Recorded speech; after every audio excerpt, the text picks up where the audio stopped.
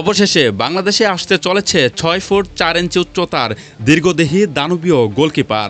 আমরা এতদিন হামজা চৌধুরী সহ বিভিন্ন প্রবাসী তারকাদের আগমনের কথা শুনে আসছি, আর এবার গোলপোস্ট সামলাতে থিবু কর্তোয়ার মতো দীর্ঘদেহী ও দক্ষ একজন প্রবাসী বংশোদ্ভূত গোলকিপারও দেশের ফুটবলে যুক্ত হচ্ছেন। তাই বাংলাদেশ জাতীয় ফুটবল দলের ডিফেন্স ও গোলকিপিং সমস্যার সমাধানে এটি হতে পারে পরিবর্তনসূচক এক বড় পদক্ষেপ। বাংলাদেশের ফুটবলে মিডফিল্ড কিংবা অ্যাটাকে প্রবাসীদের সংস্পর্শে আসলেও দীর্ঘদিন ধরে গোলবারের নিচে একটা বড় শূন্যতা থেকেই গেছে। সাম্প্রতিক ম্যাচগুলোতে বাংলাদেশ দলের হার কিংবা ড্রয়ের পেছনে বড় ভূমিকা ছিল নড়ে বড়ে গোলকিপিং। বিশেষ করে একের পর এক ট্যাকটিক্যাল ভুল, শট স্টপিংয়ে ব্যর্থতা এবং এরিয়াল বল রিসিভ করার জায়গায় গোলকিপারদের দুর্বলতা ভক্তদের বারবার হতাশ করেছে। তাই এই সমস্যার স্থায়ী সমাধান হিসেবে এখন লাইমলাইটে এসেছেন যুক্তরাষ্ট্র প্রবাসী ৬ ফুট ৪ ইঞ্চি উচ্চতার দানবীয় গোলকিপার সাইফ কেরোওয়ালা। বাংলাদেশের সাম্প্রতিক সময়ে ফার্স্ট চয়েস গোলকিপার মিতুল মার্মাকে নিয়ে সমর্থকদের ক্ষোভের অন্ত নেই। রিফ্লেক্সের দিক থেকে মিতুল কিছুটা দক্ষ হলেও আন্তর্জাতিক ফুটবলে তার বড় দুর্বলতা হলো তার উচ্চতা ও পজিশনিং চেঞ্জ। বিশেষ করে কর্নার কিক, হাই ক্রস এবং সেটপিসের মুহূর্তে পোস্ট ছেড়ে সামনে আসা, এসব ক্ষেত্রে তাকে বারবার নড়ে পড়ে দেখিয়েছে।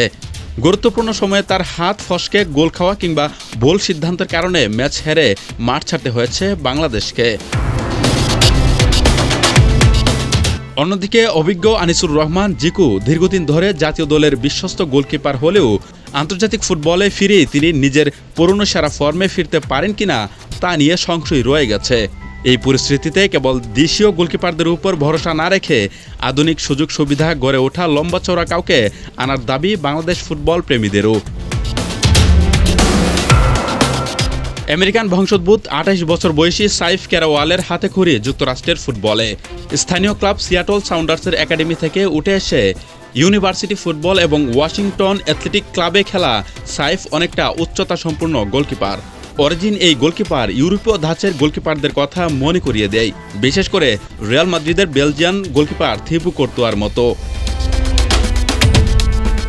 দেশের ফুটবলে যুক্ত হলে তার এই উচ্চতা ও ফিজিক্যালিটি ডি বক্সে তাকে একটি বাড়তি প্রভাব তৈরির সুবিধা দেবে। এরিয়ালে আসা ক্রস নিয়ন্ত্রণ করা, টপ কর্নারে শট সহজে ধরা কিংবা শট স্টপিংয়ে তার রয়েছে দারুণ পারদর্শিতা। তাছাড়া আমেরিকার উন্নত স্ট্রাকচারাল ফুটবলের বেসিক বিষয়গুলো শেখায় তার গেম রিডিং ও পজিশনিং চেঞ্জ দেশীয় গোলকিপারদের চেয়ে অনেক এগিয়ে। তবে সাইফকে বাংলাদেশে নিয়ে আসার পথে প্রধান মধ্যস্থকারী হতে পারেন বাংলাদেশ দলের বর্তমান master mind coach Thomas Dooley. American নাগরিক এই কোচ যুক্তরাষ্ট্রের ফুটবল ইতিহাসের একজন কিংবদন্তি এবং যুক্তরাষ্ট্র জাতীয় দলের সাবেক সহকারী কোচ। এজন্যই আমেরিকান প্রবাসী খেলোয়াড়কে দলে টানতে থমাস ডুলির এই প্রভাবটা কাজে লাগাতে পারে। সাইফ অবশ্য ইতিমধ্যে বাংলাদেশের হয়ে খেলার ব্যাপারে আগ্রহ প্রকাশ করেছিলেন, তবে বাফুফে থেকে তেমন সাড়া পাওয়া যায়নি তখন।